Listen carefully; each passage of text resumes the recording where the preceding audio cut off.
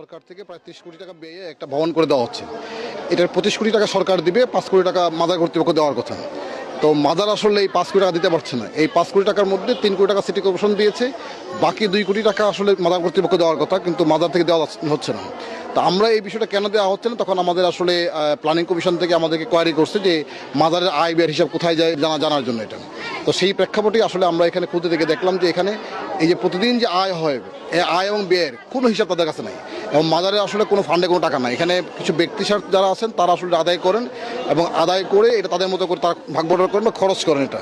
তো যেহেতু এটা ওয়াকফ সম্পত্তি, পাবলিক প্রপার্টি, সুতরাং এটা আয়ের একটা রেকর্ড বসে রাখতে হবে। তো সেটাই আমরা নির্দেশনা দিয়েছি যে এখন থেকে মানে আয় এবং ব্যয়ের হিসাব রাখতে হবে, অবশ্যই 1 নম্বরে কিছু হিসাব রাখা হয় না। আমরা এখানে আলোচনার মাধ্যমে যা জানতে পারলাম সেটা হলো যে এখানে নগদ টাকা যেগুলি আছে, ক্যাশ টাকা এবং অন্যান্য নজরানা যেগুলি আছে, দান সদকা, কোনো কিছু হিসাব রাখা হয় না, এবং খুবই ওপেনলি হাতে হাতে ক্যাশ নেওয়া হচ্ছে। আমরা বলে দিয়েছি যে না, এইখানে আসলে না, তারা আসলে কোনো ব্যাখ্যা দিতে পারে নাই, তারা আসলে কোনো দিতে পারে না, কোনো হিসাব দিতে পারে নাই, এবং তারা বলছে এটা তাদের মধ্যে বণ্টিত হয়।